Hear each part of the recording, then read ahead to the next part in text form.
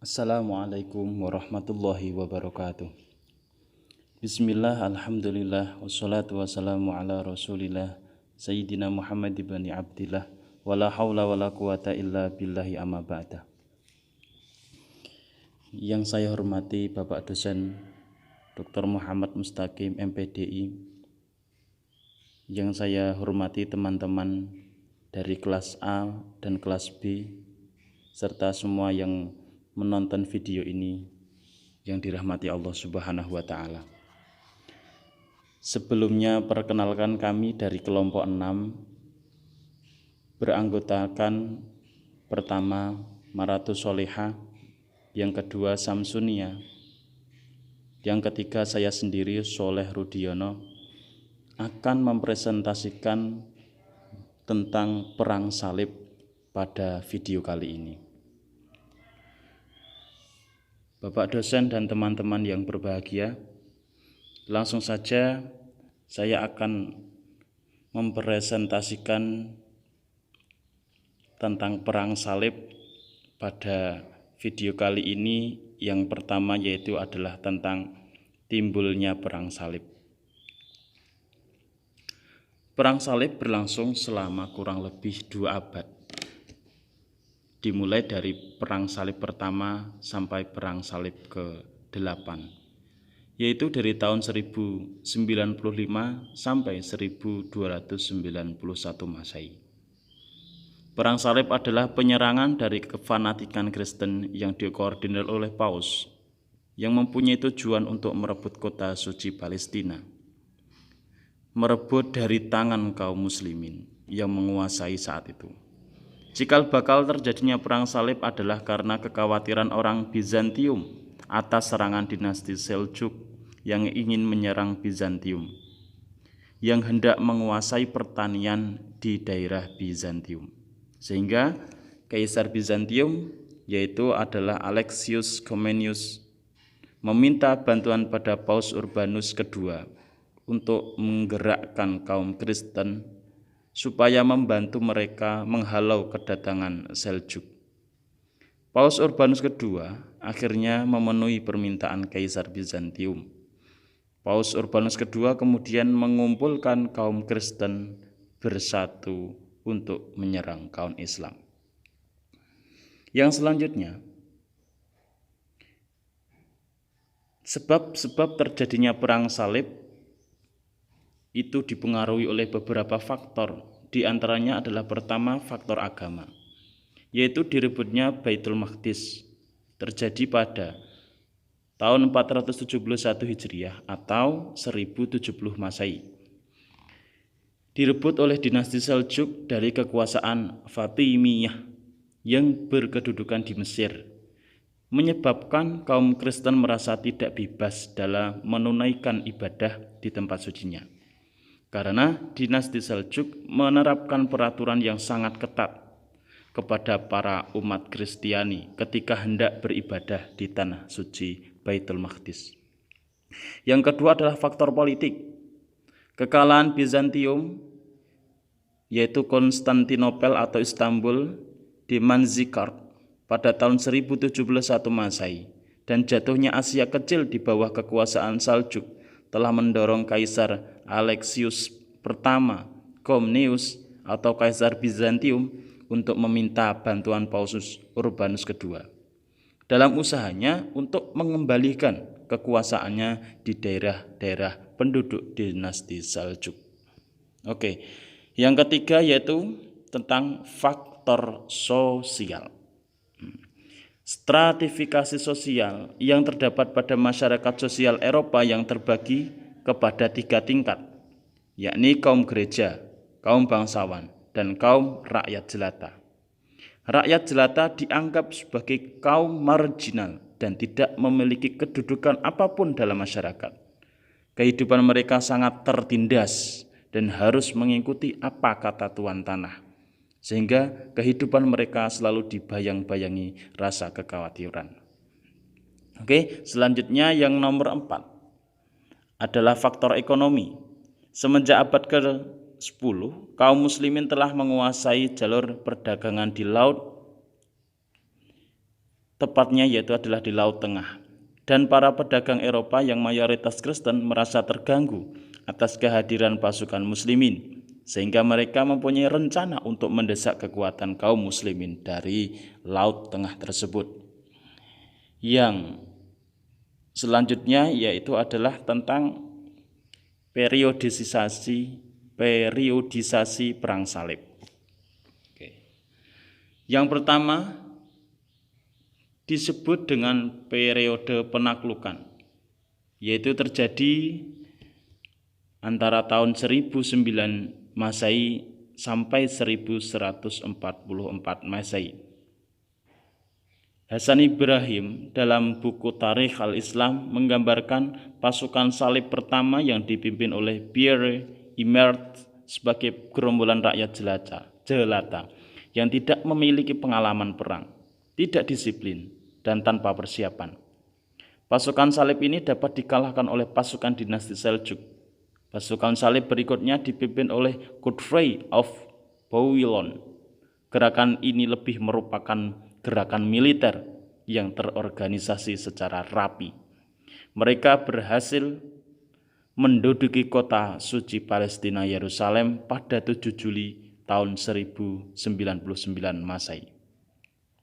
Periode yang kedua yaitu adalah perang salib ini akhirnya pihak Richard dan pihak Saladin sepakat untuk melakukan gencatan senjata dan membuat perjanjian. Perjanjian perdamaian ditetapkan di atas kertas pada 2 November 1192 dengan ketentuan bahwa daerah pantai menjadi milik bangsa Latin, sedangkan daerah pedalaman menjadi milik umat Islam, dan peziarah yang datang ke kota suci tidak boleh diganggu. Oke. Yang selanjutnya akan dilanjutkan oleh teman saya Mar'atus Solehah. Kepada Mar'atus Solehah dapat diteruskan presentasi ini. Baik, di sini saya akan melanjutkan presentasi dari Mas Soleh. 3. Periode ketiga. Periode ketiga pada tahun 1193 sampai 1291 lebih dikenal dengan periode perang saudara kecil-kecilan atau periode kehancuran di dalam pasukan salib. Dalam periode ini muncullah pahlawan wanita dengan kalangan kaum muslimin yang terkenal gagah berani, yaitu Syajar ad-Dur. Ia mampu menunjukkan kebebasan Islam dengan membebaskan dan mengizinkan Raja Louis IX kembali ke negerinya, yaitu Perancis. Untuk selanjutnya yaitu jalannya perang salib. Yang pertama yaitu perang salib 1 pada tahun 1095 sampai 1099 Masehi. Periode pertama perang salib disebut sebagai periode penaklukan. Jalinan kerja sama antara Kaisar Alexius I dan Paus Urbanus II berhasil membangkitkan semangat umat Kristen, terutama akibat pidato Paus Urbanus II pada Konsili Clermont pada tanggal 25 November 1095. Dengan adanya fenomena ini, dinasti Seljuk menyatakan perang terhadap gerombolan tersebut, sehingga akhirnya gerakan pasukan salib dapat mudah dikalahkan.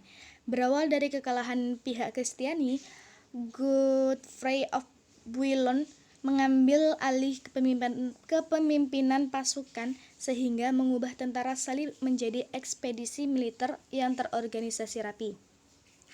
Yang kedua yaitu Perang Salib II pada tahun 1947 sampai 1149 Masehi.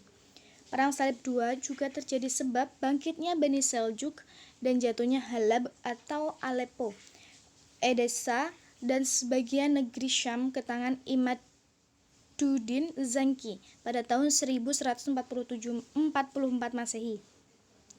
Setelah Imaduddin meninggal, ia diganti oleh putranya yang bernama Nuruddin dan dibantu oleh Salahuddin sehingga tahun 1147 Masehi. Perang Salib II ini dipimpin oleh Ludwig VII atau Louis VII, Raja Prancis, Bernard de Clairvaux, dan Konkret III dari Jerman. Yang ketiga yaitu Perang Salib III pada tahun 1187 sampai 1191 Masehi. Setelah Salahuddin wafat dan diganti oleh saudaranya yaitu Sultan Adil, Salahuddin wafat setelah berhasil mempersatukan umat Islam dan mengembalikan Baitul Maqdis ke tangan umat Islam. Periode ini lebih dikenal dengan periode perang saudara kecil-kecilan atau periode kehancuran di dalam perang salib sendiri. Hal ini disebabkan karena periode ini lebih disemangati oleh ambisi politik untuk memperoleh kekuasaan dan sesuatu yang bersifat material dari motivasi agama. Yang keempat yaitu Perang Salib IV pada tahun 1202 sampai 1204 Masehi. Tentara Salib berpendapat bahwa jalan untuk merebut kembali Baitul Maqdis adalah harus dikuasai terlebih dahulu keluarga Bani Ayyub di Mesir yang menjadi pusat persatuan Islam ketika itu. Oleh karena itu, tentara Salib memusatkan perhatian dan kekuatannya untuk menguasai Mesir. Akan tetapi Perang Salib 4 ini dilakukan atas kerjasama dengan Venesia dan bekas Kaisar Yunani. Yang kelima yaitu Perang Salib V pada tahun 1217 sampai 1221 Masehi.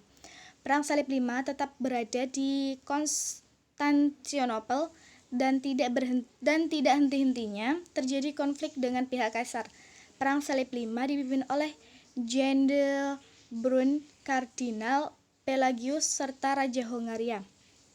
Meskipun pada tanggal 5 November 1219 kota pelabuhan Damed mereka rebut, namun dalam perjalanan ke Kairo pada tanggal 24 Juli 1221 mereka membuat kekacauan di Al-Masyuro atau tepi sungai Nil, kemudian mereka pulang kampung. Yang keenam yaitu Perang Salib VI pada tahun 1228 sampai 1229 Masehi. Perang Salib VI dipimpin oleh Frederick II dan Hohenstaufen, Kaisar Jerman dan Raja Italia, dan kemudian menjadi Raja Muda Yerusalem. Lantaran berhasil menguasai Yerusalem tidak dengan perang tapi dengan perjanjian damai selama 10 tahun dengan Sultan Al-Malikul Kamil, keponakan Salahuddin Al-Ayyubi. Namun 14 tahun kemudian, yakni pada tahun 1244, kekuasaan diambil alih Sultan Al-Malikul Saleh Najamuddin Ayyub beserta Kalam dan Damsyik. Selanjutnya akan dipresentasikan oleh Mbak Samsunia. Baik, di sini saya akan melanjutkan presentasi dari Mbak Maratul Solihah, yaitu jalannya Perang Salib. Yang ketujuh, Perang Salib 7 pada tahun 1248 sampai 1254 Masehi. Peperangan ini dipimpin oleh Raja Louis IX dari Prancis pada tahun 1248 Masehi. Namun, pada tahun 1249 Masehi, tentara Salib berhasil menguasai Damyat. Di masa inilah pemimpin angkatan perang Islam, Malikus Saleh mangkat, kemudian digantikan putranya Malikul Ashraf Muzaffaruddin Musa. Yang kedelapan, Perang Salib 8 pada tahun 1270 Masehi.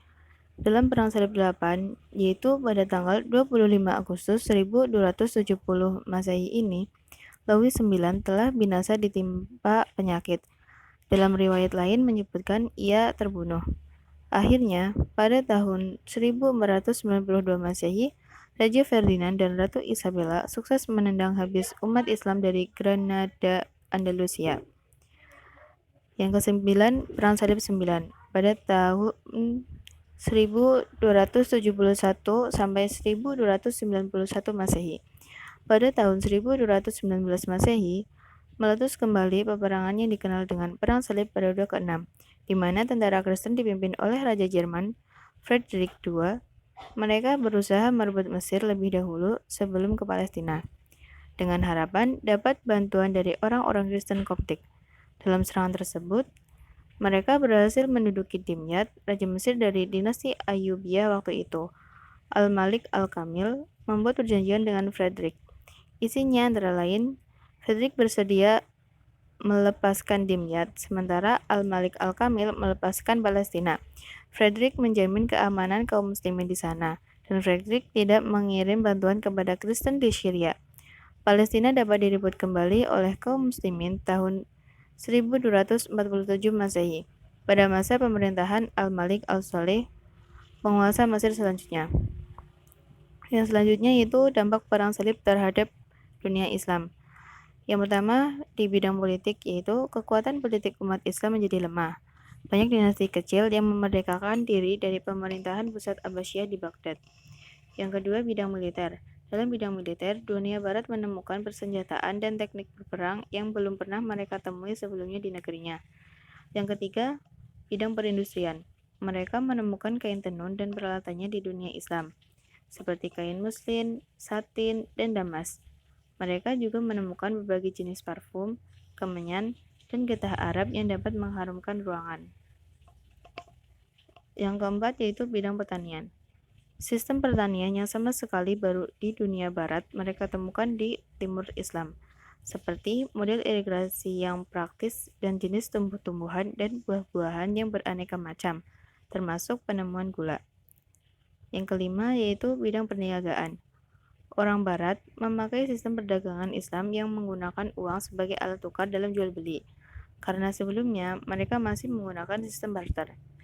Yang keenam yaitu bidang ilmu pengetahuan dan kesehatan. Ilmu astronomi yang sudah dikembangkan oleh umat Islam sejak abad ke-9 Masehi telah pula mempengaruhi lahirnya berbagai observatorium di barat. Selain itu, bangsa barat juga meniru adanya rumah sakit sebagaimana sudah berkembang lama di dunia Islam. Demikian presentasi dari kelompok 6. Apabila banyak kesalahan, kami mohon maaf. Wassalamualaikum warahmatullahi wabarakatuh.